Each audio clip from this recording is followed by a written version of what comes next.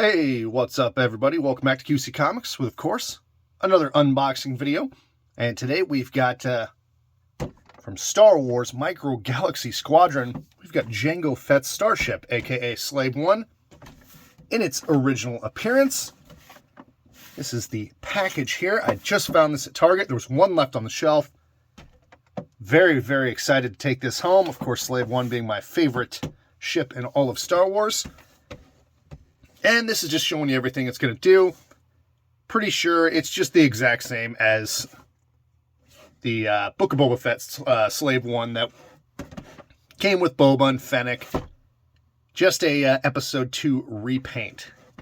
But if you haven't picked anything up from the Series 2, there's your Light Armor class, your Starfighter class, which definitely want to get that, and the Snowspeeder, and the Starship class.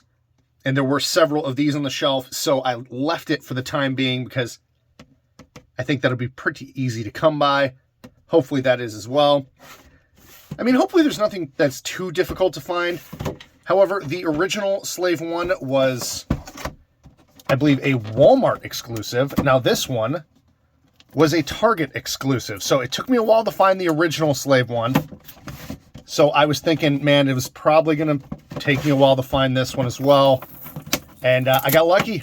They stocked, and there was still one left on the shelf.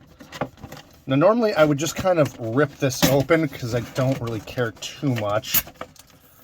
But I do want to keep this box intact a bit, just in case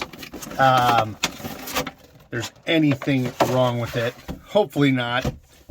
My Slave 1, I'll show you kind of, it had a little bit of an issue.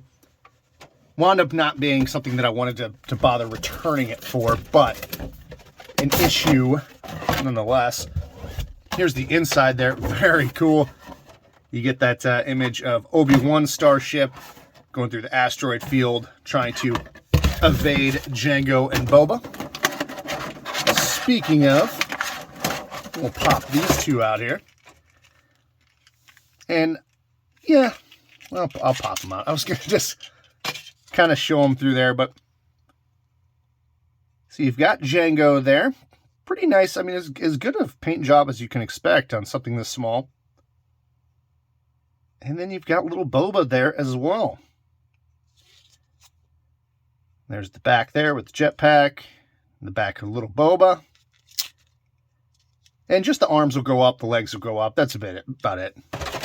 Not a ton of articulation. This is kind of what I'm worried about. I almost wonder if I damaged my wing on my original Slave 1 because one side sits lower than the other.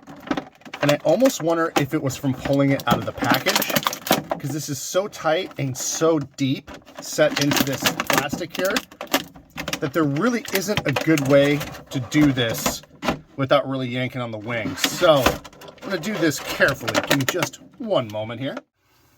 Okay, so we have freed Slave 1 from its carbonite plastic packaging there. And I got to tell you, they got to find a way to get that to pop out easier. I was borderline having to cut this. It's so deep pushed in there, and the wings are just stuck in there. So you had to sit it from this side and really just kind of free it from different spots.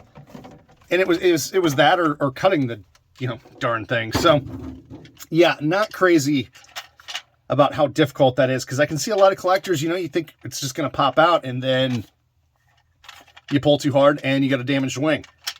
So I was much more careful with this one. However, I don't know if you can see. Yeah, this one sits up higher. This one sits down a little bit lower. Now, it's not quite as bad as my Book of Boba Fett Slave 1, where this side really dips down when it pops up. But again, one side still does dip a little lower than the other side. Now, this is barely noticeable, so this obviously I'm not going to return that. My Slave 1, though, was noticeable enough that I considered returning it, but Ultimately, when it's being displayed, you can just kind of push the other side up. When it sits down low, you can just kind of make sure it sits flat. But yeah, it's just, a little bit of a disappointment, especially when you're reviewing something like this. It's something you gotta point out, unfortunately. But I'm happy with I'm happy with it. Anyway, here is the inside, and again, I'm not going to go too crazy with it. There were rumors that this one was going to have some sort of sounds and things, but that does not appear to be the case. There is the inside there. There's the little loading ramp, and that'll just click into place. Again, the cockpit and the wings will move depending which way you got it. There's just a little weight in there, and it'll pop up, and the wings go up, and then the wings go down. So you can see that work there. And yeah, look, that just dips a little lower, and that one sits more flush with this rod here. Yeah, got that issue with both ships. That's, I mean, I guess for OCD purposes, I guess it's a matching issue for each ship. So anyway, there's the inside of the cockpit there. Nothing too crazy to write home about. And then the guns, of course, here will go all the way down and almost all the way up, but they will aim in any direction that you want. So anyway, I am going to try to get Boba and Jango into this cockpit because it was pretty difficult on the my original review. So we'll see if this time it's a little easier. There's the back of the ship there if you wanted to take a peek. But yeah, just a repainted version of that Slave 1. Nothing too different, but, I'm a huge Boba Fett fan, and that goes along with Jango. So I definitely wanted to have the original paint job with the classic paint job. So it was a must-buy for me, but is it a must-buy for you? We'll set this thing down. We'll give our final thoughts and grade.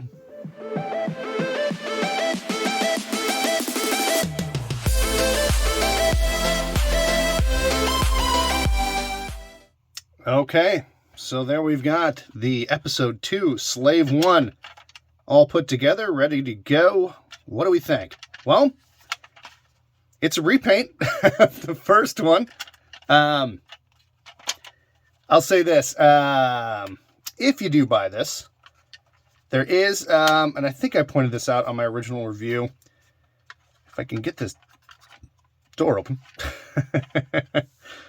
There is a little spot on that weapons cache door where you can put the jetpack for storage, because obviously the character can't sit in his seat with the jetpack on. And that is pretty cool. It's got molded in there some different, grenades and weapons and things. It is impossible to stick that on there with your finger through this doorway and get it to stick without this door popping off. So just don't even try it. Just pop the door off, push it on, and then pop the door back into place. I'm not sure if there was an intended feature to be able to just snap that on there, but it definitely does not work. As you pop this up here, you see we've got Jango Fett in the cockpit. And I don't know if I got lucky, in my little seat thing there to smush his legs into was a little looser than the one with Boba and Fennec. That was impossible. I could not get both legs in. I had to get tweezers, squeeze the legs together, push it in. It was really difficult. This one seemed a little looser, and the character just kind of popped right in. So that's good. And there you go. So I'm going to put this on display with Boba and Fennec. That version of the Slave 1. Overall, if you are a fan of this line, you're a fan of Boba Fett or Episode 2 in general, I think this is a great ship to have. Comes in at $29.99. I definitely recommend it for the price. I think it's worth that. I think it was probably one of maybe 3 ships that I'm really looking forward to out of the second wave. I don't think I'm going to be a completionist. I didn't even get all of Wave 1. I just kind of picked and chose some things. I really didn't even go for like the mystery boxes. They're so small. They bend. They warp so easily. There's not a lot of detail on them. And you're paying $7 a pop for something you might get 2 or 3 or 4 of before you find the thing you really want. So this line, I'm going to be very selective on. I'm just going to be buying ships that I want, ships that I'm interested in. This definitely being one. I love Boba Fett, love Jango Fett. So I'm very happy to have this and put it next to that. So I think it's worth the price. As far as my rating goes, It's just difficult to rate. I think it's an 8 out of 10 as far as the ship goes. Minor details, imperfections, nothing major, but it is just a straight repaint. So hard for me to give it a rating over that. But I do personally, it's a personal 10 out of 10 for me, because I love this version of the ship, and I'm always going to buy anything Slave 1 that I can get. I'm even debating on buying the Mission Fleet Slave 1. I have no interest in Mission Fleet, but I might still buy it just because it's Slave 1. So, if that tells you anything about my love for this ship, there you go. Anyway, thank you so much for watching. If you enjoyed the video, give me a like, share, subscribe, whatever you want to do. Comment below if you have this ship. Do you like it? Are you disappointed? Did you buy it and then go, I already had this ship. It's just a repaint. Why did I buy this again? Let me know. As always, I'll have more videos coming later in the week, so keep an eye out for those. Thank you so much. Take care. We'll see you next time.